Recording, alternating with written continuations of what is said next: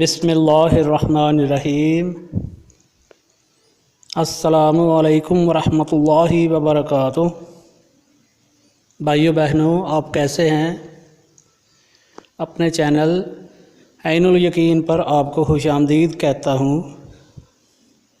اللہ تعالیٰ آپ کے رزق میں اور زندگی میں برکت عطا فرمائے، آمین۔ اللہم صلی علی محمد وعلی آل محمد کما صلیت علی ابراہیم وعلی آل ابراہیم انک حمید مجید۔ اللہم بارک علی محمد وعلی آل محمد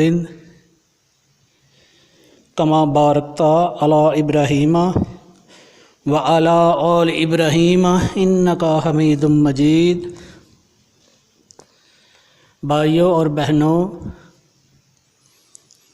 آج آپ کے لیے 15 شعبان المعظم کے روزے کی اہمیت بیان کرنے آیا ہوں۔ شیخ ابو النصر رحمۃ اللہ تعالیٰ علیہ نے بالاسناد حضرت عائشہ صدیقہ رضی اللہ تعالیٰ عنہا سے روایت کی ہے کہ نبی کریم صلی اللہ علیہ وآلہ وسلم شعبان المعظم کے روزے اس طرح مسلسل رکھتے تھے کہ ہم خیال کرتے کہ آپ کسی دن کا روزہ نہیں چھوڑیں گے، اور جب آپ روزہ نہ رکھتے تو ہم خیال کرتے کہ اب آپ شعبان المعظم کا روزہ نہیں رکھیں گے۔ آپ صلی اللہ علیہ وآلہ وسلم کو شعبان کے روزے بہت زیادہ محبوب تھے۔ میں نے عرض کیا، یا رسول اللہ صلی اللہ علیہ وآلہ وسلم، کیا سبب ہے کہ آپ صلی اللہ علیہ وآلہ وسلم ماہ شعبان میں روزے رکھتے ہیں؟ تو آپ صلی اللہ علیہ وآلہ وسلم نے فرمایا، عائشہ رضی اللہ تعالیٰ عنہ، یہ ایسا مہینہ ہے کہ اس سال کے باقی عرصہ میں مرنے والوں کے نام ملک الموت کے حوالے کر دیے جاتے ہیں۔ میں چاہتا ہوں کہ میرا نام ایسی حالت میں نقل کیا جائے کہ میں روزے سے ہوں۔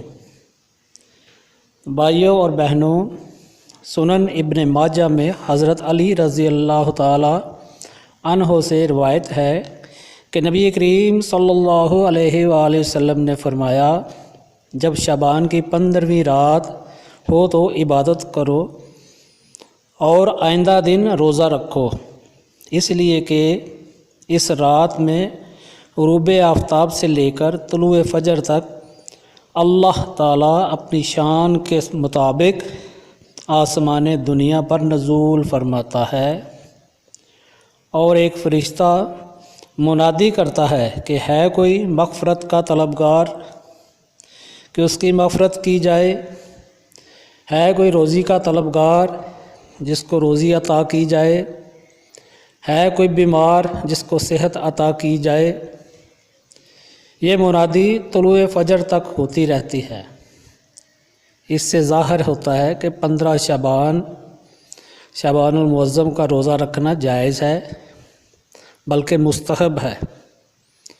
مستحب کے معنی ہے کہ ایسا عمل جس کے کرنے سے ثواب مل جائے اور نہ کرنے سے گناہ نہ ہو، جیسے کوئی بھی نفلی نماز ہو۔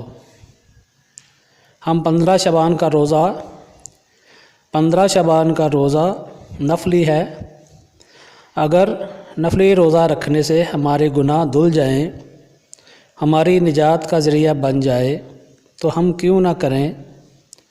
15 شعبان ویسے بھی اب ایام ابیض میں آتا ہے۔ ایام ابیض بھی تو 13، 14 اور 15 تاریخ کے نفلی روزے ہیں۔ ایسا عمل جسے کرنے سے ہماری اصلاح ہو جائے، ہمارا نفس قابو میں آ جائے اور ہم شیطانی چالوں سے بچ جائیں، اور ثواب بھی ملے اور گناہ بھی کم ہو جائیں تو ایسا عمل ضرور کرنا چاہیے۔ شعبان المعظم کا روزہ رکھنا آقا کریم صلی اللہ علیہ وآلہ وسلم کی سنت مبارکہ ہے۔ ہمیں بھی چاہیے کہ آقا کریم صلی اللہ علیہ وآلہ وسلم کی سنت کی پیروی کریں۔ بھائیوں اور بہنوں، آقا کریم صلی اللہ علیہ وآلہ وسلم نے ارشاد فرمایا کہ نیکی کرنے میں ایک دوسرے پر سبقت لے جاؤ۔ بھائیوں اور بہنوں، اللہ تعالیٰ سے دعا ہے کہ اللہ تعالیٰ ہمیں نیک عمل کرنے کی توفیق عطا فرمائے اور نبی کریم صلی اللہ علیہ وآلہ وسلم کی سنت مبارکہ پر عمل پیرا ہونے کی توفیق عطا فرمائے۔ اللہ تعالیٰ آپ سب پر اپنا فضل کرم اور رحمتیں نازل فرمائے، بیماروں کو شفائے کاملہ عطا فرمائے، جو پریشان ہے ان کی پریشانی کو دور فرمائے، بے روزگاروں کو اچھا روزگار عطا فرمائے، بے اولادوں کو نیک اور صالح اولاد عطا فرمائے، اور اپنے پیارے محبوب کے صدقے سب کی نیک حاجات نیک تمنائیں پوری فرمائے۔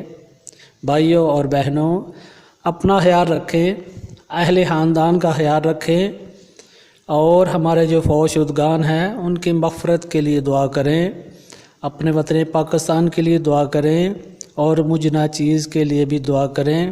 اللہ تعالیٰ آپ کا حامی و ناصر ہو۔